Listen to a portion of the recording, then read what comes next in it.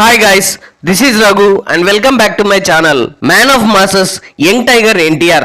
Triple R లాంటి భారీ చిత్రంతో ప్రపంచవ్యాప్తంగా సంచలన విజయం సాధించిన విషయం అందరికీ తెలిసిందే. ఈ సినిమాతో ఎన్టీఆర్ కి ప్రపంచవ్యాప్తంగా భారీ క్రేజ్, ఫ్యాన్ ఫాలోయింగ్ పెరిగిందనడంలో ఎలాంటి సందేహం లేదు.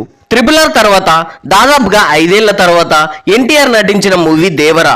సెన్సేషనల్ డైరెక్టర్ కొరటాల శివ దర్శకత్వంలో రూపొందిన ఈ సినిమా గతేడాది ప్రపంచవ్యాప్తంగా పాన్ ఇండియన్ రేంజ్ లో భారీ అంచనాల మధ్య విడుదలై మొదటి రోజే ప్రేక్షకుల నుండి మిక్స్డ్ టాక్ అందుకున్నప్పటికీ తొలి రోజు ఇండియన్ బాక్సాఫీస్ వద్ద 172 కోట్ల గ్రాస్ కలెక్షన్ సాధించి మాస్ ఊచకోత కోసింది.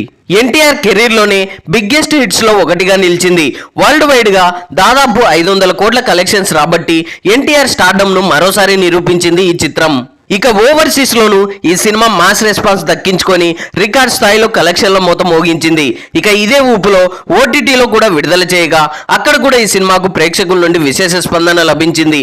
కొన్ని రోజుల పాటు ఓటీటీలో టాప్ ట్రెండింగ్స్ లో దుమ్ము దులిపేసింది.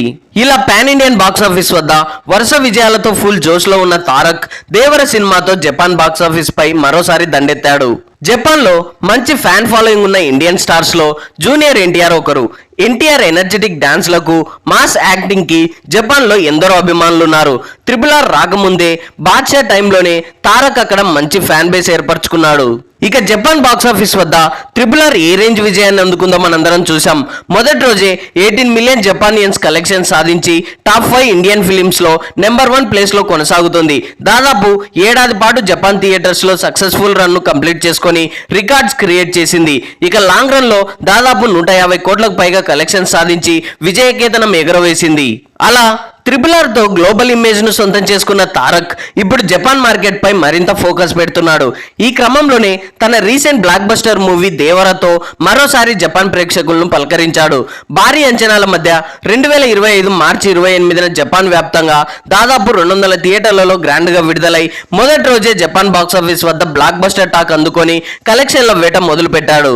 అయితే జపాన్ లో దేవర విడుదలకు ముందే ఎన్టీఆర్ఏ స్వయంగా జపాన్ వెళ్లి అక్కడి అభిమానులతో అలాగే మీడియాతో ఇంటరాక్ట్ అయ్యి అక్కడే ఉండి స్వయంగా ప్రీమియర్ షోలు కూడా నిర్వహించి అభిమానులతో కలిసి సినిమా చూడటం, వారితో కలిసి డాన్స్ వేయడం, ఇలా ప్రమోషన్లతో దాదాపు 2-3 రోజుల పాటు సందడి చేయడంతో అక్కడి ప్రేక్షకులకు ఈ సినిమాపై మరింత ఆసక్తి కలిగేలా చేయడంలో సక్సెస్ అయ్యాడనే చెప్పాలి. దాని ఫలితమే దేవర సినిమా జపాన్ లో మంచి రెస్పాన్స్ ని సొంతం చేసుకుంది. ఈ సినిమాలో ఎన్టీఆర్ మాస్ యాక్టింగ్ కి, స్క్రీన్ ప్రెజెన్స్ కి, డాన్స్ లకి అక్కడ ఆడియన్స్ ఫుల్ ఫిదా అయిపోతున్నారు. బ్లాక్ బస్టర్ రివ్యూలతో సోషల్ మీడియాని హోరెత్తిస్తున్నారు. ప్రత్యేకించి తారక్ కి అక్కడ ఉన్న ఫ్యాన్ బేస్ దేవర సినిమాకు మంచి కలెక్షన్స్ తెచ్చిపెడుతున్నాయి. ఇలా జపాన్ బాక్సాఫీస్ వద్ద తొలి రోజు దాదాపుగా 6 మిలియన్ జపానియన్లు వసూలు చేసి టాప్ 5 లో ట్రిపుల్ ఆర్ తర్వాత డే 1 కలెక్షన్స్ తో రికార్డ్ సెట్ చేసి టాప్ 2 లో కొనసాగుతున్న సాహో సినిమాకు సమానంగా రికార్డు వసూళ్లు సాధించి నెంబర్ 2 స్థానాన్ని షేర్ చేసుకోవడం విశేషమనే చెప్పాలి. ఇక రెండో రోజు కూడా దాదాపుగా 5 మిలియన్ జపానియన్లు కలెక్ట్ చేసి మంచి హోల్డింగ్ కొనసాగిస్తుంది.